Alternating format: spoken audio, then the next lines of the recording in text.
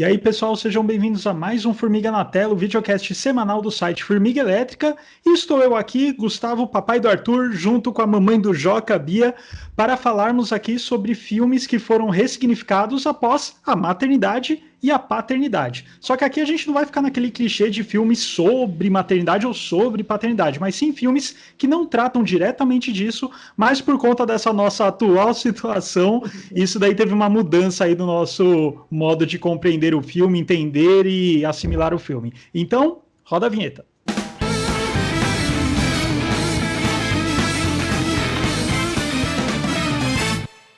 Bom, eu nunca imaginei que eu fosse fazer um na tela desses, né? Antes de mais nada. É incrível, assim, porque a gente escuta, né? Antes de ser pai, de ser mãe. Ah, você vai mudar o seu olhar, você vai mudar o seu olhar. Tá, ok, vou mudar o meu olhar sobre a vida, sobre a rotina. Mas eu nunca imaginei que eu fosse mudar o meu olhar sobre os filmes, por exemplo, né? Porque a gente pensa, não, eu gosto desse filme, eu entendo esse filme dessa forma e nunca vai mudar. Você acha que vai mudar por outras coisas, mas nunca por ser pai ou ser mãe, né? Mas o filme, um dos filmes assim que foi muito forte a questão foi o Uma Mulher Sob Influência, que é do John Cassavetes. Para quem não sabe, esse filme foi meu objeto de estudo no trabalho final da pós-graduação. Eu lembro que assim fiquei quase um ano e meio imersa nesse filme, né? Em outro filme do Cassavetes também, mas nesse em especial. E eu lembro que eu estava no fim da gestação. O Joaquim nem tinha nascido ainda, e eu botei na minha cabeça que eu sempre assisto uma vez por ano, Uma Mulher Sob Influência, aqueles rituais, né? Fui lá, fui assistir, e assim, parecia que eu tava diante de outro filme, sabe?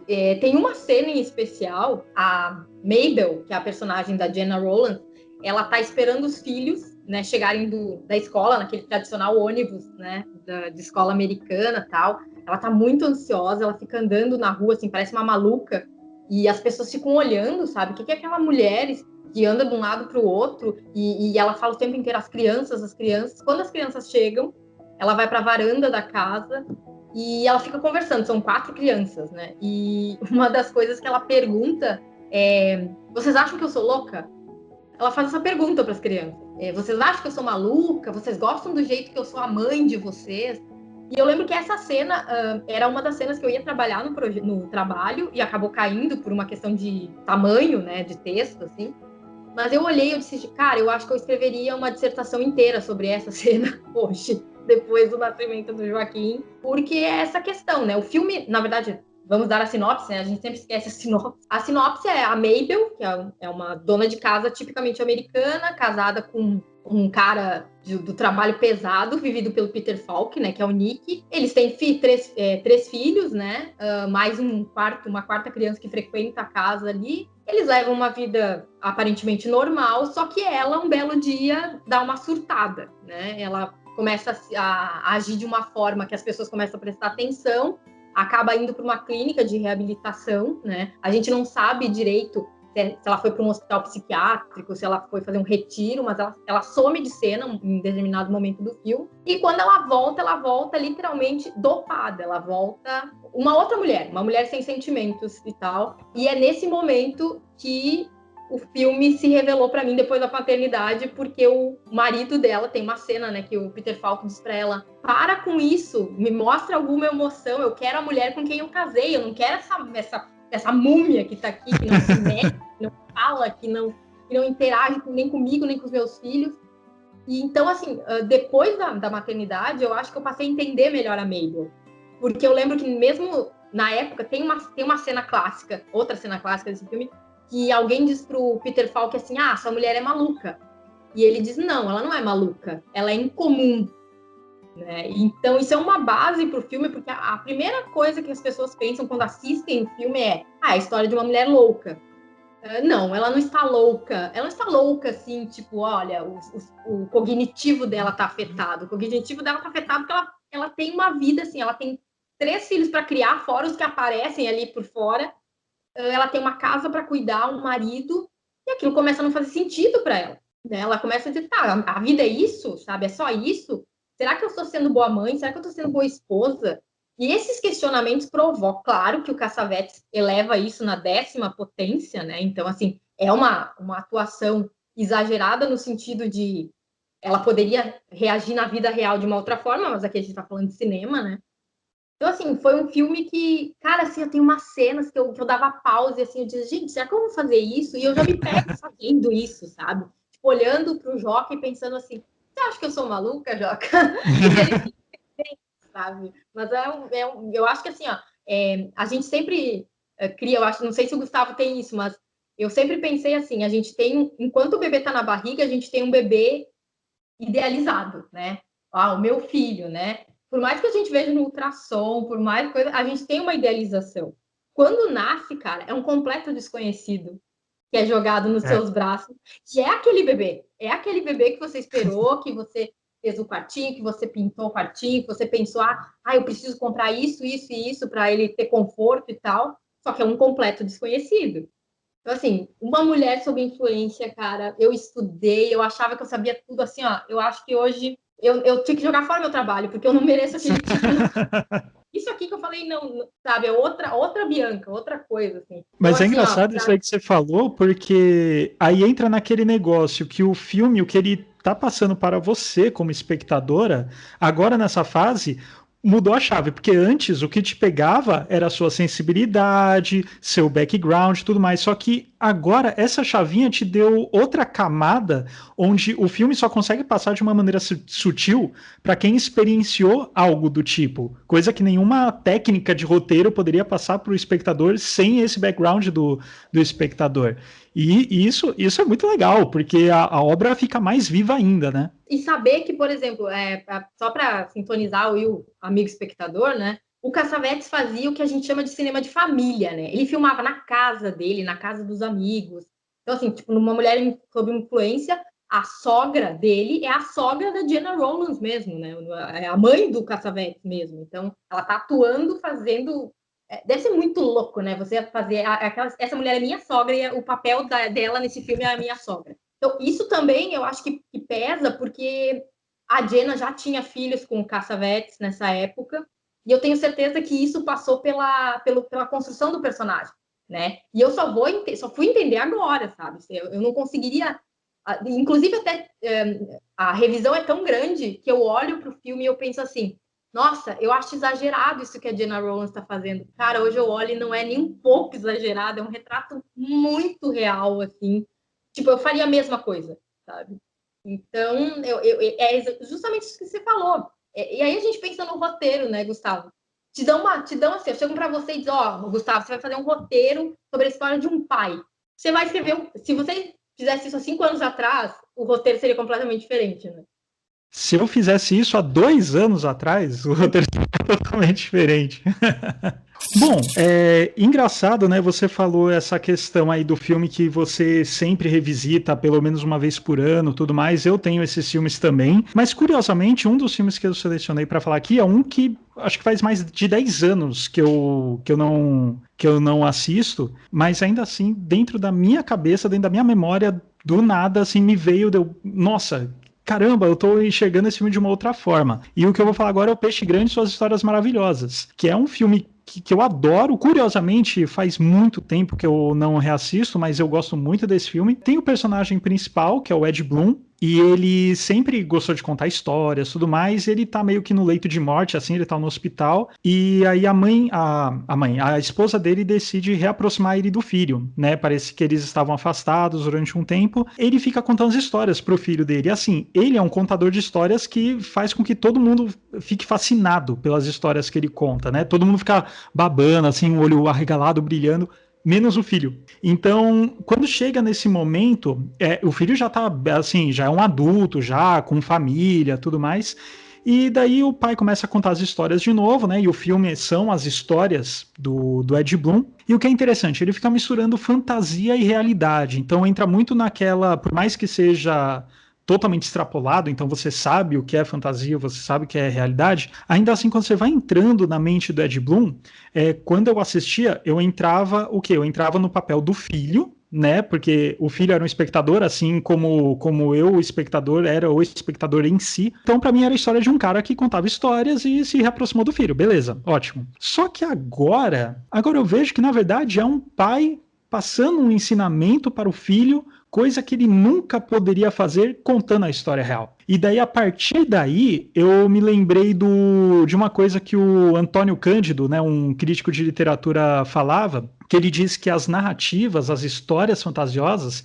elas exercem uma função psicológica, né, que ela está intimamente ligada a uma necessidade que é praticamente intrínseca, elementar, assim, do ser humano, quase que assim, como a necessidade de comer e beber. E daí, quando você para analisar, se você, bom, com certeza você já passou isso com seu pai, com a sua mãe, vó, avô, enfim, toda a relação de pai e filho que você passa na vida real com o professor, quando eles vão tentar te ensinar alguma coisa, te educar de alguma forma, eles vão falar alguma coisa real, vão falar uma moral, um valor, enfim, mas tudo pautado na vida real. E o que acontece quando você, principalmente quando a gente é adolescente, a gente vai e faz tudo o contrário, né, normalmente. Por quê? Porque a gente não consegue interiorizar exatamente isso. Por quê? Porque eles estão falando de um relato real. E como cada pessoa é uma pessoa, eu nunca vou conseguir me colocar no lugar do meu pai, do meu avô, da minha avó, seja lá de quem, de um amigo que estiver me passando ensinamento. A partir do momento que você faz uma narrativa, você conta uma história, além de todo um processo psicanalítico que tem em toda essa fruição,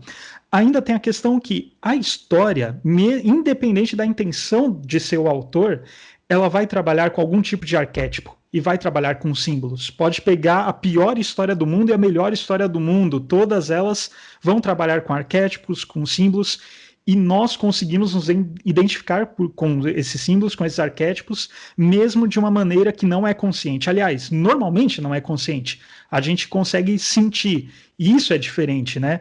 É tipo aquela coisa que eu gosto sempre de usar o exemplo, que é assim, câmeras nas escolas, para ver o que o aluno está fazendo. Eu sou totalmente contra, porque se ele não for fazer, vai ser porque ele tem medo de ser reprimido ou qualquer coisa, ele está sendo vigiado, então ele não vai agir de tal forma por causa dessa vigilância. Já quando ele entende coisas como certo, coisas como errado, tal, você não precisa colocar uma câmera.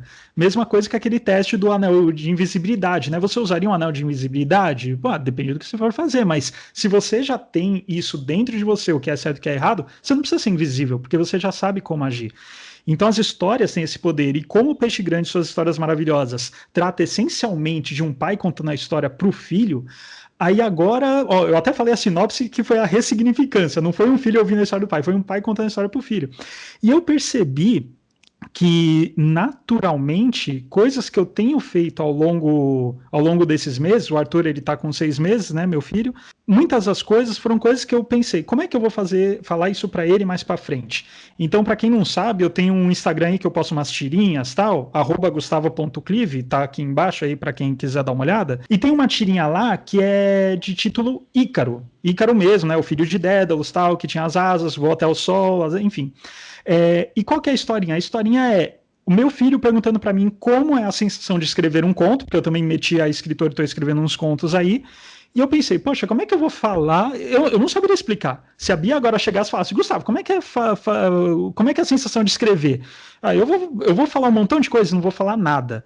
Então eu vi através dessa historinha, essa tirinha curta, de menos aí de 10 imagens, eu achei uma forma de contar para o meu filho como eu me sentiria, né? Então eu até uso alguns cubos, tal, em outras tirinhas, tal, que é o quê? Que é uma forma muito simples, que é para ele entender, né? Para não categorizar como homem, mulher, criança, adulto, tio, tia, não, para ele olhar aquilo lá e enxergar como um símbolo. Aí eu olhei e falei, caramba, eu tô fazendo a mesma coisa que o personagem do Peixe Grande, Suas Histórias Maravilhosas, estava fazendo. Então, assim, sem eu ter que reassistir, do nada esse filme veio na minha cabeça, eu falei, caramba, agora ele virou um filme super importante para mim. Talvez eu reassista e até veja, poxa, nem é tudo isso esse filme, mas pelo menos de significado, para mim ele veio assim forte, assim, coisa de eu abrir a geladeira de madrugada e, nossa, Peixe Grande, Suas Histórias Maravilhosas. Outro filme, né, Gustavo, que assim, e esse foi muito legal, tem uma historinha, assim, bem bacana, porque eu fiquei pensando, né, filmes que ressignificaram, e eu lembrei dessa história. Quando o Joaquim tinha 13 dias, eu fui convidada por um amigo meu, o Rodrigo Oliveira, que ele tem um podcast muito legal até, já falei dele, inclusive, no Formiga Elétrica, né, que é o Almanac 21, e ele tem uma série dentro desse podcast que chama Filmes que Amamos, né? E ele me convidou e disse, Bianca, eu sei que você tá com um neném pequeno e tal, mas a gente vai fazer um podcast sobre os Goonies, e eu sei que você adora os Goonies. Vamos gravar? Eu disse, cara, vamos gravar. Aí eu disse, vou dar uma pesquisada, né, e tal. E, cara, eu revi, acho que nem 10 minutos dos Goonies, acho que os 10 minutos iniciais ali. E eu disse, cara, a primeira coisa que veio na minha cabeça foi assim, nossa, esse filme era muito importante para mim quando eu era pequena, sabe? Foi uma coisa assim, eu não sei quantas vezes eu peguei na locadora, eu tive o VHS dele, perdi numa mudança, a primeira tristeza da vida, sabe? Perdi um VHS numa mudança. Depois eu comprei em DVD, comprei em Blu-ray, porque, tipo, é um filme importante para mim. A primeira coisa que eu pensei, assim, quando eu fui começar a gravar o podcast com eles, e aí ele falou assim, a gente vai abrir um podcast, você falando qual é a sua relação com os Goonies, né? Eu digo, olha, minha relação com os Goonies é que a semana passada eu tentei assistir o filme para gravar esse podcast e eu fiquei pensando, como o Joaquim vai ver os Goonies? Como é que eu vou... Como que ele vai chegar aos Goonies, sabe? Será que eu que vou apresentar? Será que esse filme vai cair na mão dele de alguma forma? Porque eu não sei. Eu sempre brinco, né? Eu tenho uma grande amiga que também foi mãe recentemente, a Fernanda, e a gente fica às vezes discutindo, né, que eu e ela, a gente se deu conta, assim, que a gente se preocupava com coisas que iam além das fraldas, em quantas fraldas devia ter que comprar, quantas coisas devia ter que comprar. E eu disse, cara, eu fico muito preocupada, assim, tipo, cara, e se ele não gostar dos filmes que eu gosto, sabe? Ou se ele não gostar de filmes, sabe? Era uma coisa assim, eu levei pra terapia, tipo, e se meu filho não gostar de cinema, sabe? Então, tipo, metade das coisas que eu ia ensinar pra ele, que eu ia usar filmes pra explicar, eu não vou poder usar. E aí eu fiquei pensando sobre isso e eu lembrei de uma coisa. Os Goonies tinham uma coisa muito forte pra mim, porque se você parar pra pensar, dentro da história dos Goonies, as crianças... Acho que não precisa da sinopse dos Goonies, né, gente? Todo mundo, se você não sabe, dentro do filme, as crianças tomam uma atitude que deveria ser tomada pelos adultos, né? Então, assim, elas vão perder o lugar onde elas moram, as famílias vão perder o lugar onde moram, e as famílias, beleza, vamos fazer o quê? Vamos ter que ir embora daqui, a gente vai se mudar, a gente gosta daqui, mas a gente tem que sair daqui, vai ser construído um negócio. E as crianças, não, peraí, a gente mora aqui, a gente quer ficar aqui.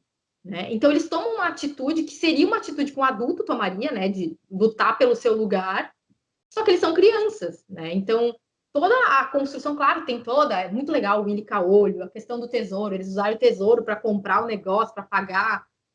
Mas, se você parar para pensar, são crianças lutando pelo seu lugar. E eu digo, cara, eu quero ensinar isso para o meu filho, sabe? E não, eu não consigo, eu fico tentando assim, não, eu vou ter uma conversa com ele, sabe? Eu vou ser educadora. Não, eu não vou ser educadora, eu vou mostrar os Goonies e vou dizer para ele, olha, tá vendo ali como é que funciona? Então, assim, para mim, ganhou um brilho especial, porque eu já fui a criança Bianca que assistiu os Goonies, e isso teve um peso. Depois eu fui a adulta que assistiu, sei lá, para fazer uma resenha, que é diferente, é um outro olhar. E agora eu sou a mãe de alguém que um dia vai assistir os Goonies. Eu acho que principalmente os filmes que nos marcaram na infância vão ganhar novos significados. Eu acho que se a gente tivesse tempo, a gente deveria, sabe, voltar, tipo, qual era o filme que eu gostava, sei lá, quando eu tinha 5 anos? Aí você lembrar e, de repente, quando o Arthur tiver 5 anos, você dizer, olha, esse filme aqui, quando eu tinha 5 anos, fazia sentido para mim, sabe? Mas eu acho que os Goonies, em especial, me mexeu comigo, porque depois de adulta que eu fui entender essa grande mensagem dos Goonies, né? Eu penso assim, poxa, como é que isso impacta numa criança, sabe? Por que quando eu era criança eu não me dei conta disso? Por que eu só via aventura, né? E quem sabe, de repente, os nossos filhos já vão assimilar de uma outra forma, sabe?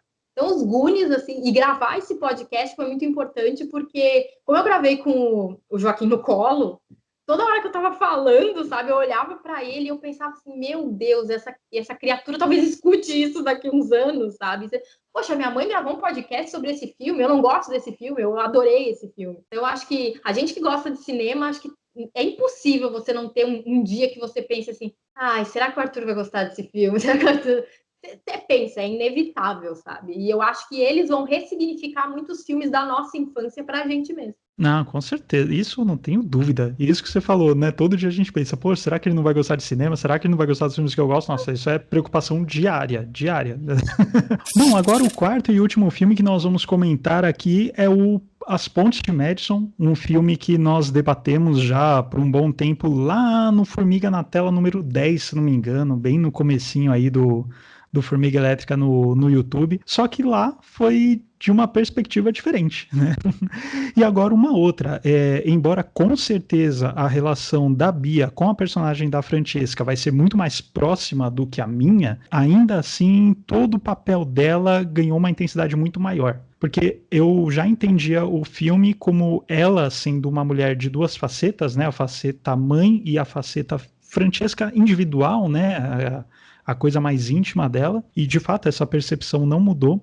Mas o que mudou para mim foi compreender ainda mais a escolha dela como mãe. Esse é um filme maravilhoso, é um dos meus filmes favoritos da vida inteira. Uma das minhas interpretações do filme é justamente isso. Você tem a Francesca figura mãe e a Francesca figura pessoa individual. E quando ela chega naquele dilema de escolher se vai com o Robert ou se fica com a família, ela tem um confronto dela com ela mesma. Por que esse filme é maravilhoso? Porque em nenhum momento mostra o marido dela, por exemplo, como um grosso que maltratava ela, tudo mais, não, porque daí seria muito fácil, né? Embora, é claro, ela tenha aquela relação conturbada com os filhos, que ela quer ouvir uma música, os filhos vão lá e mudam, tudo mais, enfim, ela não se sente apreciada naquele começo, mas ainda assim, não é uma coisa que a agride, né? Enfim, é uma situação, ela só precisava de um tempo para ela que ela conseguiu com o Robert.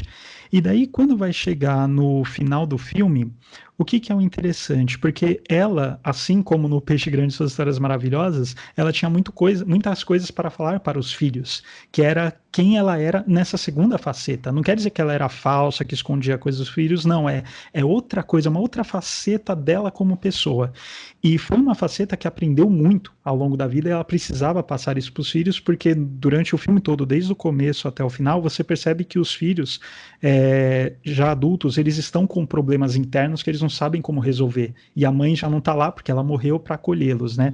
Só que aí que tá, eles já são adultos, não precisa de uma mãe para acolhê-los, precisa de uma pessoa para ensinar algo, né? E o que é interessante, ela ensina, assim como o Ed Bloom no Peixe Grande, ela ensina através de uma história, através da história dela pelos relatos que ela deixa para os filhos. E o interessante é essa sabedoria dela, né? Essa sabedoria como mãe, como pessoa, que ela passa esses ensinamentos não em vida, mas depois da morte. Porque se fosse em vida, o choque, a crise de identidade que os filhos sentiriam, porque assim, o filho, desde que ele nasce, ele vê a mãe como mãe. Ele não vê como uma pessoa X, assim, é a mãe, ponto. Então, se ela falasse tudo aquilo, ela seria a mãe que traiu o pai, não sei, enfim, seria tudo isso. Então, eles iriam olhar aquilo com muita agressividade, que é como eles encaram bem no começo do relato, né? O filho, ele fala, pô, como assim, minha mãe, não sei o que tal. Só que conforme vai passando o tempo, eles conseguem desassociar disso, e eles olham e falam, poxa, aqui está uma pessoa e olha que ensinamento belo ela está dando. E assim, é um presente que a Francesca dá para os filhos, ela não como mãe dos filhos, e sim como Francesca, pessoa, que ela nunca poderia fazer isso em vida. E depois os filhos retribuem jogando as cinzas dela ali na ponte, porque era uma família super ortodoxa, então eles já tinham comprado a lápide do lado do pai, e assim, o filme ele se passa também já, a Francesca era da década de 50, 60, então assim, tinham costumes muito rigorosos, então assim, era para enterrar mesmo, tal, não podia cremar, onde já se viu isso, tudo mais, então essa questão religiosa faz muito sentido dentro da família, e quando eles abdicam disso em respeito à mãe, isso também é maravilhoso. Então é uma troca mãe e filho assim sensacional. Antes eu já interpretava dessa forma, mas a intensidade que isso ganhou agora foi incrível, porque eu nunca assistindo esse filme tinha pensado no seguinte: quais são os ensinamentos que eu passarei para o meu filho como pai? Quais são como pessoa e como eu vou diferenciar isso? Vai ser pelas histórias que eu escrevo? Não vai? Como? Assim, em que momento eu, pai, que é o sistema que vai ensinar, mas ao mesmo tempo vai proibir, e aquele Gustavo Pessoa que vai ensinar aquela rebeldia também para o meu filho, para ele escapar um pouquinho de algumas coisas que eu mesmo vou impor. Então, olha só que dicotomia legal, que agora nesse filme está muito mais claro para mim, né? E assim, um impacto gigante, tô quase chorando aqui já. Eu também, né? Porque, assim, na verdade, bom, Pontes de Madison tem uma tela sobre isso, né? Não precisa, porque acho que a gente podia fazer um por ano, né? Um na tela por ano fontes de Madison, mas assim, isso da Francesca é muito engraçado, né? Antes de ser mãe, a cena, assim, ó, e é uma coisa muito forte, assim, eu acho que não teve nenhuma vez que eu assisti a cena onde ela tá com a mão na maçaneta da caminhonete, que eu não, assim, chorar de dar soluço, assim, de chorar de se alguém chegar e dizer assim, meu Deus, a Bianca tá passando mal, sabe? Na verdade, antes, eu pensava sempre sobre o viés, por exemplo, também, né, disso que você falou. Existe a mulher, a Francesca mulher, que tem seus desejos, suas frustrações, que essas frustrações envolvem marido, filhos, ela mesmo, né? E tem a Francesca, que é mãe daquela moça e daquele rapaz, né? Que é outra pessoa, mas é a mesma pessoa. Eu sempre chorei muito na cena da maçaneta, porque eu fiquei pensando assim, nossa, é um dilema muito doloroso, sabe? Porque ela queria uma outra vida, ela tinha uma sede de liberdade muito grande, né? E ela experimentou essa liberdade um pouco e optou por não vivê-la até o fim dos seus dias, né? E eu sempre pensava assim, que o dilema dela era o seguinte, e se não der certo? Sabe? Eu vou abrir a porta, eu vou viver com esse cara que eu me apaixonei e tal, ele é tudo que eu sempre sonhei, mas e se lá adiante ele não for tudo que eu sempre sonhei? Eu sempre pensei que o dilema dela era esse. Será que eu vou tocar o certo pelo duvidoso, por mais que o duvidoso seja muito atraente? Eu sempre enxerguei dessa forma e eu já achava assim, eu ficava com uma pena de, meu Deus, não abre, não abre, abre, não abre. Depois que o Joaquim nasceu, eu comecei a enxergar essa cena de uma forma de pensar assim, ó, que a Francesca tá ali pegando naquela maçaneta e pensando, e os meus filhos? Querendo ou não, ela sabe o impacto nos anos 50 de um casal de filhos serem abandonados pela mãe, que foi viver uma aventura, né? Que é essa visão que as pessoas iam ter, né? Ela se apaixonou por um cara, resolveu largar tudo, família, filhos, dane-se, eu vou viver uma paixão, né? E do outro lado, poxa, eu quero ser feliz, eu também tenho direito a ser feliz, não sendo só a mãe dos meus filhos, a esposa daquele marido, né? Por mais que, e isso é muito legal, né? Porque ele não é um mau marido, né? Ele é um marido típico dos anos 50, né? Que chegava, esperava o almoço na mesa, né? Ela que cuidava de tudo, ele trazia, era provedor, um típico cara, ele não era dos piores, né? Porque seria muito Isso. simples, como você disse, né? Você colocar um crápula, um cara grosso e tal. E. Opa, quase quebrei a câmera.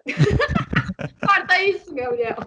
Você para e pensa nisso. Eu fico imaginando ela olhando assim, dizendo, nossa, e o futuro dos meus filhos, sabe? Como é que os meus filhos vão crescer com essa ideia? Eu saí, eu abandonei eles. E, de certa forma, eu duvido que ela pensasse assim, não, peraí, Robert, me espera aí, eu vou pegar as crianças e a gente vai. Não tinha essa alternativa, né?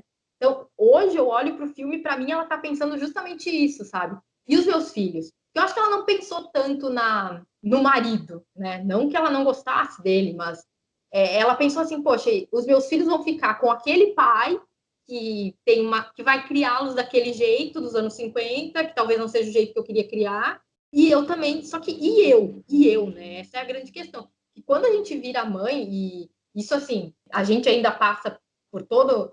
É uma questão assim, você olha para aquele bebê durante muito tempo, ele parece parte de você, porque ele morou em você. Né? A gente foi à casa daquele bebê durante 9 meses e é muito difícil, assim, às vezes eu lia coisas, né? Você não consegue se dissociar do bebê. Eu digo, gente, claro que eu vou me dissociar, o bebê tá aqui dentro, tal, é uma questão biológica, mas ele vai sair, ele é outra pessoa. Não, durante muito tempo você olha para aquele bebê e você pensa, mas esse bebê estava aqui, né? Esse bebê comia o que eu comia, ouvia o que eu ouvia, e toda aquela coisa. Então, assim, hoje eu não consigo imaginar ser um dilema simplesmente amoroso, sabe? O cara, a paixão avassaladora e o casamento tradicional. Não, é tipo, os meus filhos, né? O que eu construí, aquelas duas crianças, e a minha vida, o meu desejo, as coisas que eu quero viver por ser a Francesca e não por ser a mãe do casal, né? Daquele casal de filhos. Exato. Aí dói mais ainda. Aí Dói. eu acho que o choro é inevitável, porque aí a gente começa a entender. Às vezes a gente escuta histórias, né? Eu fui criada em cidade pequena, então você escuta história. Fulana fugiu com o caminhoneiro lá, abandonou os filhos, né? Que coisa horrível, não tem coração. Aí você para e pensa assim, cara, talvez ela amasse demais aqueles filhos mas ela tinha que ser ela. E naquele momento foi aquilo que pesou, sabe? Ao mesmo tempo, quantas mulheres dizem, ai, que horror, ela é casada com um grosso, um machista, idiota, por que ela não larga esse cara e vai viver com outra pessoa? Também tem essa questão, né? Os filmes estão mais doloridos, Gustavo, depois da Então, maternidade.